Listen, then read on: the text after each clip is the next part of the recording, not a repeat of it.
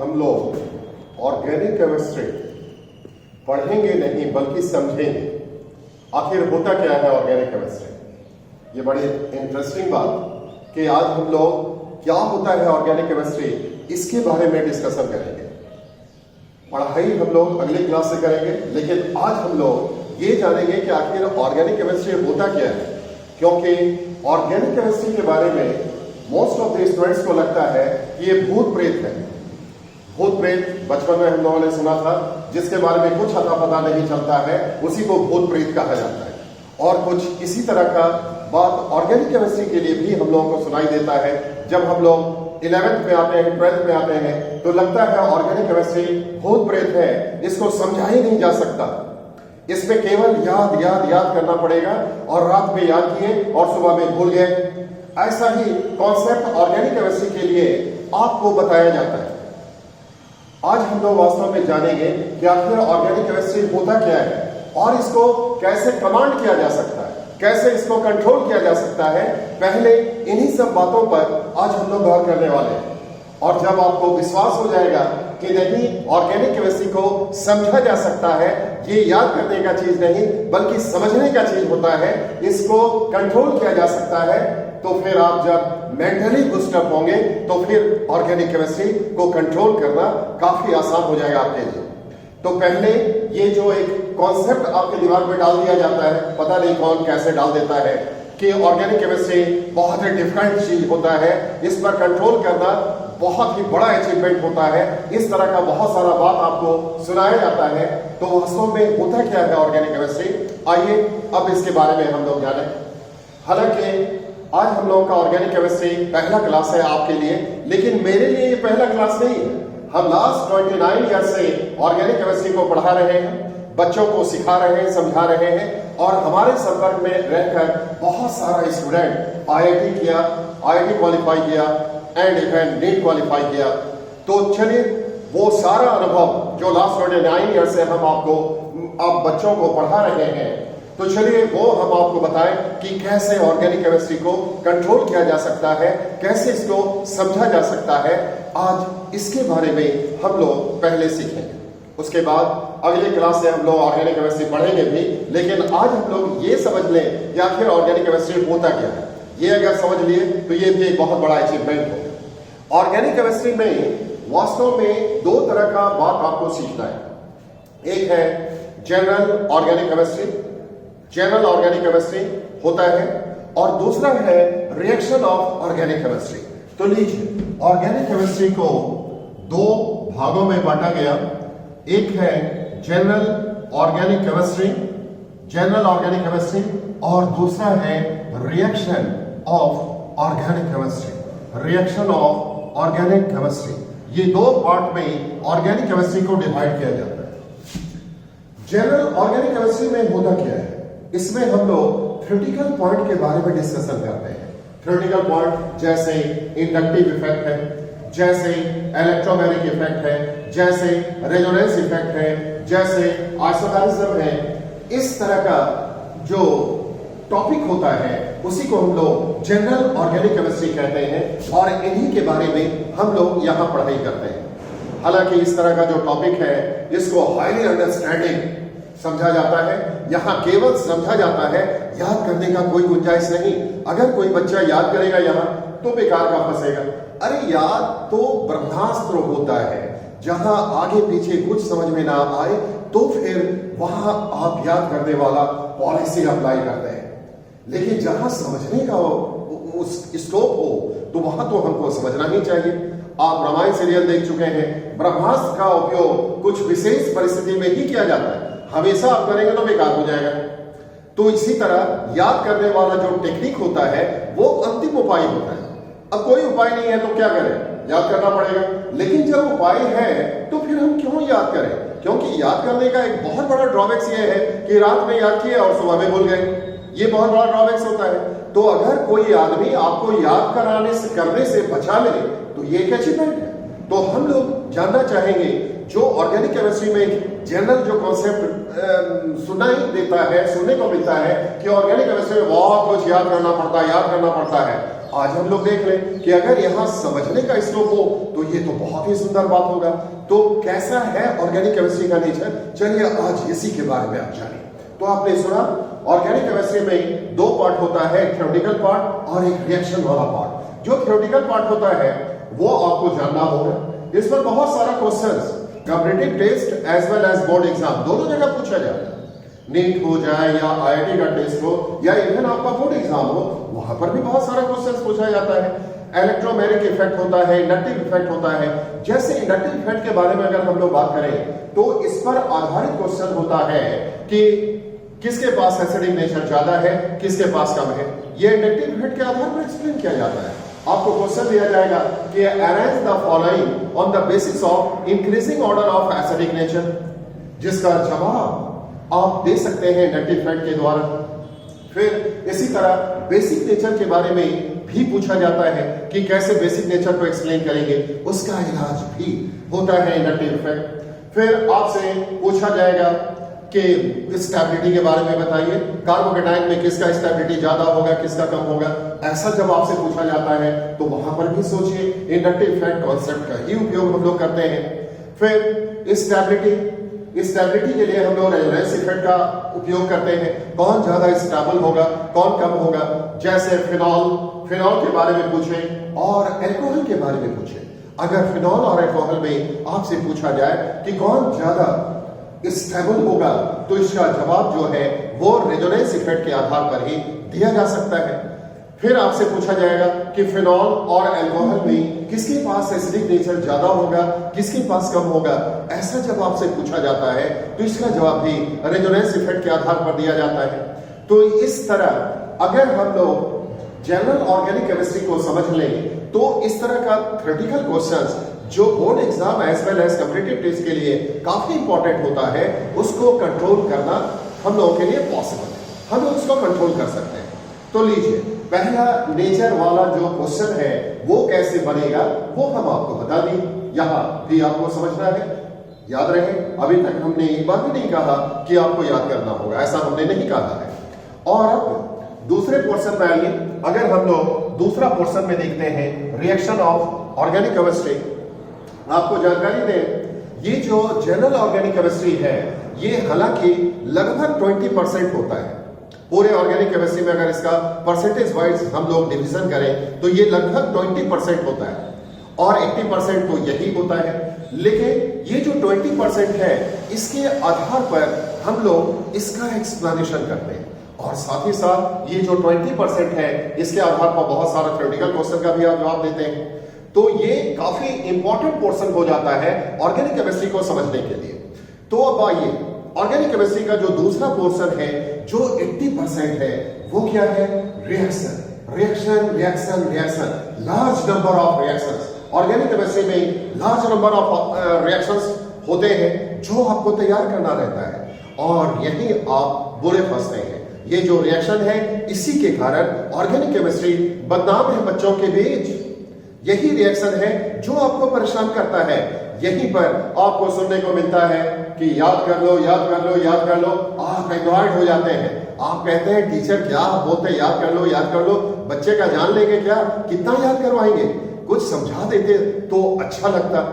और आज आप लोग यहां समझने के लिए ही आए हैं, इसलिए आज तो हम आपको कैसे ऑर्गेनिक केमिस्ट्री समझा जाता है ये तो बता ही देते हैं और अगले क्लास से ऑर्गेनिक केमिस्ट्री को समझाने का गारंटी। उसके बाद अगर किसी स्टूडेंट को कोई भी दिक्कत हो मेरी क्लास में तो आप कंप्लेन जरूर मुझे करें, मुझे अच्छा लगेगा, क्योंकि लास्ट 29 ईयर्स में इस तरह का कंप्लेन हमें सुनने को नहीं मिला। आप करेंगे तो मुझे अच्छा लगेगा ताकि हम बेहतर अपने आप को आपके सामने पेश करें और सुधार कर सकें। तो आइए इस दूसरे पार्ट का नेचर के बारे में थोड़ा हम लोग जानते हैं। रिएक्शन, ऑर्गेनिक केमिस्ट्री का रिएक्शन, जिसके लिए ऑर्गेनिक केमिस्ट्री बदनाम होता है। वैसे अगर ऑर्गेनिक केमिस्ट्री में हम लोग रिएक्शन के बारे में बात करें तो हजारों किस्म का रिएक्शन होता है। और अगर आपका सिलेबस का हम बात करें, एनसीईआरटी बुक का बात करें, तो आपको board examination point of view से, competitive test point of view से लगभग 200 रिएक्शंस आपको पढ़ना है। लगभग 200 रिएक्शंस। हालांकि अगर पूरे ऑर्गेनिक केमिस्ट्री में बात करें तो भाई ऑर्गेनिक केमिस्ट्री बीएससी में भी होता है, एमएससी में भी होता है और इस तरह ढेर सारा रिएक्शंस होता है। लेकिन अगर आपके स्टैंडर्ड का हम लोग कैलकुलेशन करें तो लगभग 200 रिएक्शन का आपको सामना करना है board exam point of view से, नीट और आईआईटी के ख्याल से। तो ऐसे रिएक्शंस को कैसे समझा जाए? बच्चे भी मेरे पास आते हैं, कहते हैं कि सर बहुत आपका नाम सुने हैं, आप 29 ईयर्स से पढ़ाते हैं, बहुत अनुभवी टीचर हैं, बहुत सारे स्टूडेंट को आप आईआईटी और नीट क्वालिफाई करवा चुके हैं, कम से कम आप तो मत बोलिएगा कि याद कर लो। अगर याद ही करना रहेगा तो आपका दर्शन क्यों करें? घर में जाकर बुक खोले, वहां पर सारा रिएक्शन है, याद क्यों ना कर ले? आपके पास हम लोग आते हैं समझने के लिए, इसलिए कभी आप भूल कर भी ना कहें कि आप याद करो, आपको समझाना ही पड़ेगा और हम ऐसा ही करेंगे। समझाया टीचर की नहीं समझाया, इसका एनालिसिस आप बड़ी आसानी से कर सकते हैं कि कोई रिएक्शन अगर टीचर स्टार्ट करता है, आप घड़ी देखिए, टीचर अगर उस पर 10 मिनट 15 मिनट स्पीच दिया तो आप समझिए टीचर समझा रहा है आपको, टीचर आपको एक्सप्लेन कर रहा है। और अगर उसने रिएक्शन लिखा और आगे बढ़ गए तो इसका मतलब है उन्होंने नहीं समझाया। तो जब हमारे क्लास में आप ऑर्गेनिक रिएक्शन पढ़ेंगे तो आप घड़ी स्टार्ट कीजिएगा और देखिएगा एक पर्टिकुलर रिएक्शन पर आपका टीचर मिनिमम 10 मिनट 15 मिनट बोला कि नहीं बोला। कुछ रिएक्शन में तो आप ये भी देखेंगे कि लगभग 1 घंटा 20 मिनट 1 घंटा 30 मिनट समय लग जाता है। एक रिएक्शन में 1 घंटा 30 मिनट, यानी यहां भरपूर समझाया जाता है। तो आइए अब कैसे समझेंगे इस पर भी थोड़ा गौर करें और रिएक्शन का नेचर कैसा होता है ये भी थोड़ा गौर करें। रिएक्शन जैसे ऑर्गेनिक केमिस्ट्री का रिएक्शन लीजिए, एक हम लोग यहां लिखते हैं इस तरह से CH3Cl प्लस 2Na, एरो दिया गया, एरो के ऊपर में दिया गया ड्राई ईथर दिया गया, नीचे ट्रायंगल का निशान दिया गया, बना C2H6 प्लस 2NaCl। लीजिए इस तरह से बन चुका, ये है रिएक्शन। इस रिएक्शन को देखने के बाद, हालांकि ये रिएक्शन 11th क्लास का रिएक्शन है, आप में से बहुत को याद आ रहा होगा, इसी को ओर्ज रिएक्शन हम लोग कहते हैं, ओर्ज रिएक्शन, और संजोग से ये 12th क्लास का भी टॉपिक है। तो आइए इस रिएक्शन को देखने के बाद आपके दिमाग में क्या आता है वो हम आपको बता दें। कोई भी बच्चा इस रिएक्शन को जब देखेगा तो उसके दिमाग में आएगा कि यहां पर ड्राई ईथर का काम क्या है, आप गर्म करते हैं, इसका काम क्या है, और उसके बाद यहां पर बॉन्ड कैसे टूटा, यहां C2H6 कैसे बना। ऐसा किसी भी बच्चे के दिमाग में क्वेश्चन आएगा और ऐसे क्वेश्चन का जब जवाब दिया जाता है तो इसी को मैकेनिज्म ऑफ रिएक्शन कहा जाता है। This is known as mechanism of reaction. तो मैकेनिज्म ऑफ रिएक्शन क्या होगा? The detail explanation of completion of a chemical reaction is known as mechanism of reaction. कोई केमिकल रिएक्शन कैसे पूरा होता है, कैसे संपन्न होता है, उसका जब सविस्तार व्याख्या किया जाता है, स्टेप वाइज जब उसका एक्सप्लेनेशन दिया जाता है तो उसी को मैकेनिज्म ऑफ रिएक्शन कहा जाता है और उसी को समझना कहा जाता है। वही तो है समझना। जब आप कहते हैं कि सर समझाइए तो सामने वाला टीचर क्या करेगा? एक एक स्टेप आपको बताएगा कि देखो कैसे बॉन्ड टूटा, कैसे नया बॉन्ड बना, क्यों बॉन्ड टूटा, ड्राई ईथर का यहाँ काम क्या है। इन तमाम बातों का जब जवाब आपको मिलता है तो बस उसी को हम लोग मैकेनिज्म ऑफ रिएक्शन कहते हैं। और ऐसा मैकेनिज्म ऑफ रिएक्शन सारे रिएक्शन का अगर आपको बता दिया जाए तो आप खुश हो जाएंगे कि चलिए मेरा डिमांड था कि टीचर आपको समझाना पड़ेगा और आपने पूरा मैकेनिज्म बता दिया, पूरा एक्सप्लेनेशन दे दिया, और क्या चाहिए। और जब ये बात आपको समझ में आ जाए तो उसके बाद आपको प्रैक्टिस करना पड़ता है। मैकेनिज्म जब आपको समझ में आ जाए, पूरा एक्सप्लेनेशन जब समझ में आ जाए तो फिर आपको प्रैक्टिस करना पड़ता है। दरअसल हम ऑर्गेनिक केमिस्ट्री को मैथमेटिक्स के साथ कंपेयर करते हैं। चूंकि एक इंजीनियरिंग ग्रेजुएट होने के कारण, बीटेक होल्डर होने के कारण मुझे अच्छी तरह से मैथमेटिक्स का नॉलेज है। कोई स्टूडेंट मेरे बारे में ये ना कहे कि केमिस्ट्री का टीचर होकर आप मैथ के बारे में बात क्यों करते हैं, ये मेरे लिए लागू नहीं होता। बाकी और टीचर के लिए, केमिस्ट्री के टीचर के लिए लागू होता होगा, लेकिन हम आपको रिमाइंडर दे दें, हम बीटेक होल्डर हैं। मेरे लिए केमिस्ट्री जितना स्ट्रॉन्गर पोजीशन में था उतना ही मैथमेटिक्स भी आज भी है। इसलिए हम मैथमेटिक्स भूले नहीं हैं और मैथमेटिक्स के साथ इसको कंपेयर कर सकते हैं। मैथमेटिक्स आप दुनिया के किसी भी सर्वश्रेष्ठ टीचर को पकड़ लें और उनको कहिए कि सर ये मैथ को सॉल्व कीजिए। अब देखिए वो दुनिया का सबसे अच्छा मैथमेटिक्स का टीचर आपको क्या करेगा, एक प्रॉब्लम जिसमें 20 स्टेप्स आता है, वो एक एक स्टेप एक्सप्लेन करेगा, एक्सप्लेन करेगा, एक्सप्लेन करेगा, एक्सप्लेन करेगा, एक्सप्लेन करेगा, अच्छी तरह से एक्सप्लेन कर देगा और आपसे पूछेगा बता कहां दिक्कत हो रहा है। आप बोलेंगे एवरीथिंग इज ओके सर, कहीं मुझे कोई दिक्कत नहीं, सारा कुछ एकदम क्लियर है, क्रिस्टल क्लियर है, एक एक लाइन क्लियर है। अब वो टीचर क्या करेगा, कॉपी को बंद कर देगा और कहेगा बना। आपसे कभी नहीं बनेगा, कभी नहीं बनेगा, क्योंकि आप जानते हैं मैथमेटिक्स में बहुत ही ज्यादा प्रैक्टिस प्रैक्टिस प्रैक्टिस करना पड़ता है। समझ लेने के बाद ह्यूज अमाउंट में प्रैक्टिस करना पड़ता है, और जब आप प्रैक्टिस करते हैं तब सारा बात अच्छी तरह से दिमाग में आ जाता है। तो इसी तरह जब हम रिएक्शन का मैकेनिज्म को एक्सप्लेन करेंगे तो सिखाने का गारंटी, एक एक लाइन हम आपको सिखा देंगे, लेकिन क्या अब आप लिखने के पोजीशन में आ जाएंगे? कभी नहीं। अब आपको उसको प्रैक्टिस करना होगा, लगातार आपको प्रैक्टिस करना होगा। जैसे मैथमेटिक्स में आप प्रैक्टिस करते हैं, उसी तरह ऑर्गेनिक केमिस्ट्री के रिएक्शन को लगातार प्रैक्टिस करते रहना होगा। उसके बाद ऑर्गेनिक केमिस्ट्री के रिएक्शन का चैंपियन होने से आपको कोई रोक नहीं सकता। ये मेरा गारंटी है, लास्ट 29 ईयर से हम पढ़ा रहे हैं, ये मेरा अनुभव कह रहा है, कुछ हवा में हम बात नहीं कर रहे हैं। बहुत सारे स्टूडेंट को हमने IIT पहुंचाया, हमने मेडिकल कॉलेज पहुंचाया, उसी अनुभव के आधार पर ऐसा हम चैलेंज करते हैं। उसके बाद रिएक्शन का थोड़ा नेचर के बारे में भी एनालाइज कीजिए, जो आपको समझना है। देखिए कोई भी रिएक्शन जब कंप्लीट होता है तो थ्रू इंटरमीडिएट प्रोडक्ट होता है। यानी इंटरमीडिएट प्रोडक्ट का मतलब क्या होता है, जब कोई केमिकल रिएक्शन स्टार्ट होता है तो फिर एंड भी होता है, फाइनल भी होता है, उसका फाइनल प्रोडक्ट भी आपको मिलता है। लेकिन इन बिटवीन स्टार्टिंग और फाइनल प्रोडक्ट के बनने से पहले बीच में कुछ प्रोडक्ट भी बनता है, और जो कुछ प्रोडक्ट बनता है उसी को हम लोग इंटरमीडिएट प्रोडक्ट कहते हैं।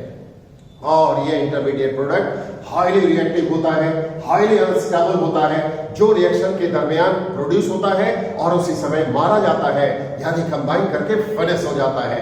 आप उसको रिएक्शन मिक्सर से आइसोलेट नहीं कर सकते, और ऐसे रिएक्शन इंटरमीडिएट के मदद से ही कोई भी रिएक्शन कंप्लीट होता है। सोचिए, और ये रिएक्शन इंटरमीडिएट आखिर कितने प्रकार का होता है? ये 4 प्रकार का होता है, carbocation, carbon ion, free radical, carbon और नाइट्रेट। इसका मतलब है कि मोस्ट ऑफ द रिएक्शंस में आपका जो रिएक्शन इंटरमीडिएट बनने वाला है वो 5 में से कोई एक। फिर से हम बात को रिपीट करें, कार्बोकेटायन, कार्बन आयन, उसके बाद कार्बन होता है, फ्री रेडिकल होता है और नाइट्रेट। तो भाई रिएक्शन आपका जो कंप्लीट होगा वो कार्बोकेटायन के द्वारा होगा, या कार्बन आयन के द्वारा होगा, या फ्री रेडिकल के द्वारा होगा, या कार्बन के द्वारा होगा, या नाइट्रेट के द्वारा होगा। वैसे ज्यादा रिएक्शंस में आप देखेंगे कि वो कार्बोकेटायन, कार्बन आयन या फ्री रेडिकल के द्वारा ही कंप्लीट होता है।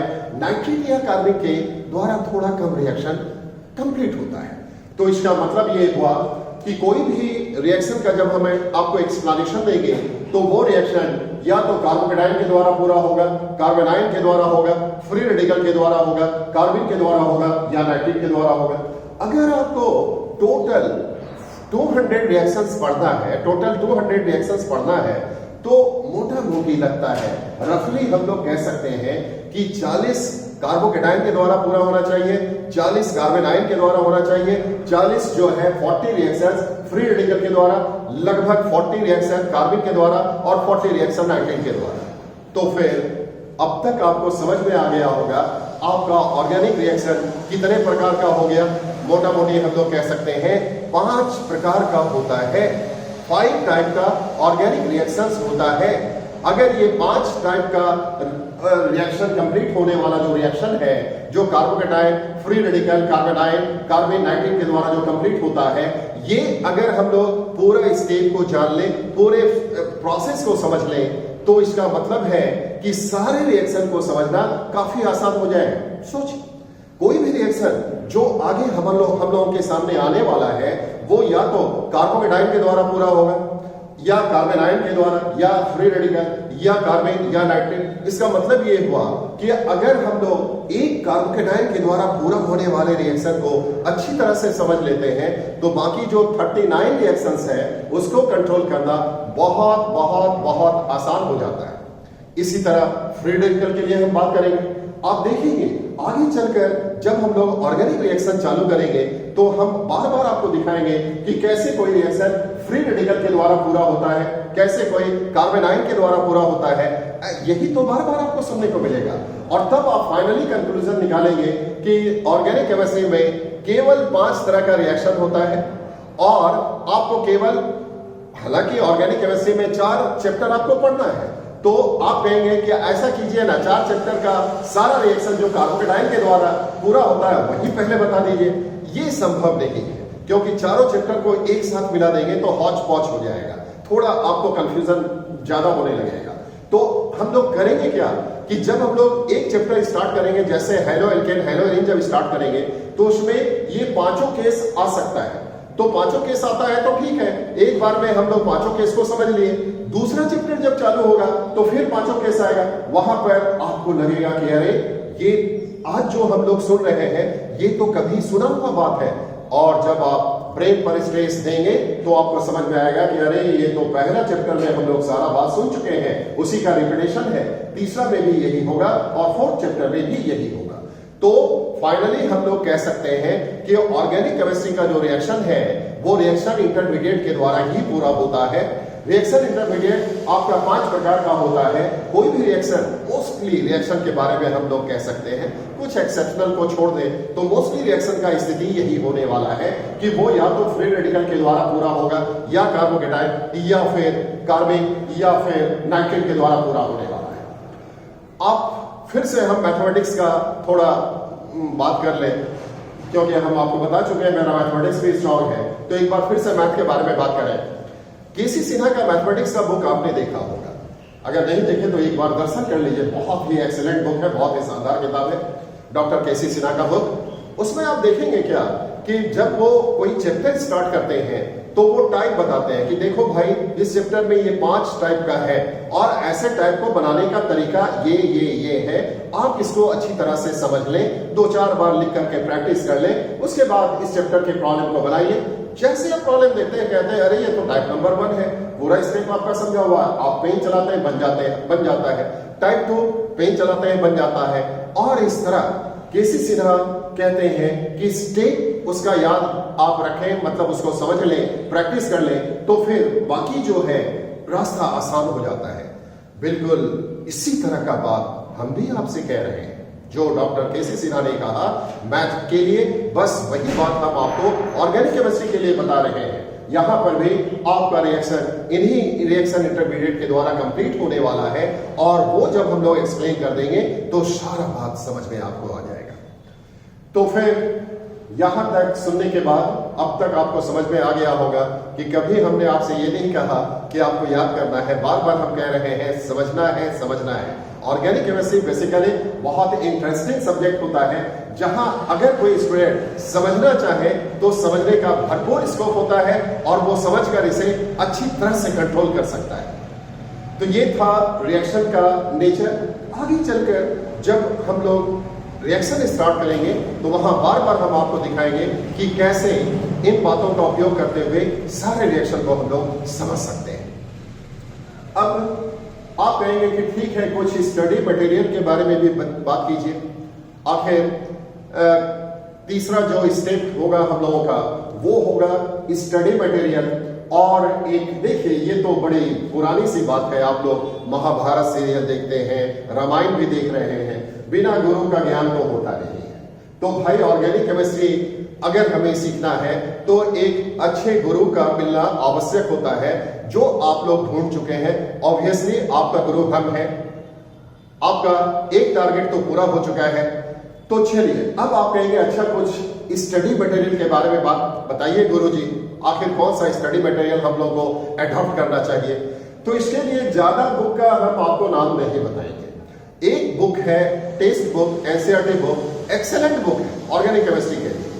ऑर्गेनिक केमिस्ट्री के अलावा फिजिकल और इनऑर्गेनिक भी होता है। अगर हमसे पूछा जाए कि NCERT book physical, inorganic, organic में कौन सा पोर्शन सबसे अच्छा एक्सप्लेन किया है, सबसे अच्छा वो पेश किया है आपके सामने, तो वो है ऑर्गेनिक केमिस्ट्री। तो एनसीईआरटी बुक ऑर्गेनिक केमिस्ट्री के लिए एक्सीलेंट है। आपको इसी को फिनिश करना है, इसी को खत्म करना है। लेकिन इसमें दो ड्रॉबैक्स है, दो ड्रॉबैक्स। पहला ड्रॉबैक्स तो ये है कि इसमें कुछ रिएक्शन का मैकेनिज्म एक्सप्लेन किया गया है। मुश्किल से 4-5 रिएक्शन का मैकेनिज्म इन्होंने एक्सप्लेन किया और बाकी को एक्सप्लेन ही नहीं किया है। तो इस कमी को पूरा किया जाएगा मेरे द्वारा। हम आपको सारे रिएक्शन का मैकेनिज्म एक्सप्लेन करेंगे। हालांकि दुनिया के किसी एक किताब में सारे रिएक्शन का मैकेनिज्म तो दिया नहीं जाता है, हम आपको बताएंगे। तो वो जो ड्रॉबैक्स है वो खत्म हो चुका है। दूसरा ड्रॉबैक्स एनसीईआरटी बुक में ये है कि उसमें लार्ज नंबर ऑफ क्वेश्चंस नहीं देखने को मिलता है। क्वेश्चंस है लेकिन लार्ज नंबर ऑफ क्वेश्चंस, और स्पेशली मल्टीपल टाइप का जो क्वेश्चंस है वो तो बिल्कुल ही नहीं है। तो ये जो दूसरा ड्रॉबैक्स है वो दूर किया जाएगा मेरे द्वारा दिया गया स्टडी मटेरियल के द्वारा। तो फिर ये दोनों ही ड्रॉबैक्स दूर हो जाता है।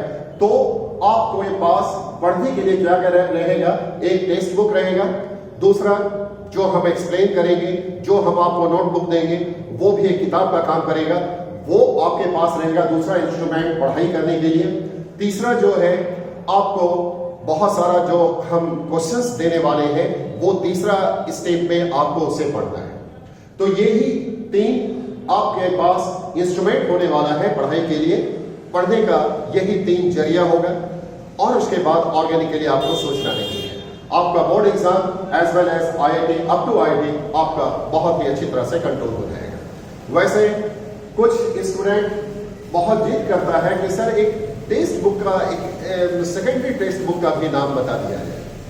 इतना तो हम लोग पढ़ेंगे ही, लेकिन थोड़ा और पढ़ने का इच्छा होता है। बुक तो मना तो हम नहीं कर सकते हैं, तो इसके लिए एक और बुक होता है ओपी टंडन। ओपी टंडन का केमिस्ट्री जो है आप ले सकते हैं, organic chemistry bye OP Tandon. हालांकि ये बहुत आवश्यक नहीं है, लेकिन अगर किसी को लगे कि नहीं हम इसका और भी पढ़ना चाहते हैं तो वो उनको हम मना तो नहीं करेंगे, वो ऐसा कर सकते हैं। तो इस तरह हम लोगों का पढ़ाई करने का तरीका होगा। अंत में हम आपको बता दें कि जब भी हम लोग तैयार करेंगे तो उसके बाद उसमें प्रैक्टिस आपको करना होगा। तो ऑर्गेनिक केमिस्ट्री का आज का जो हमने लेक्चर दिया, इसका सारांश बहुत शॉर्ट में हम आपको बता दें कि ऑर्गेनिक केमिस्ट्री आपको समझना है और प्रैक्टिस करना है। प्रैक्टिस करने में आपको समय भी देना पड़ेगा।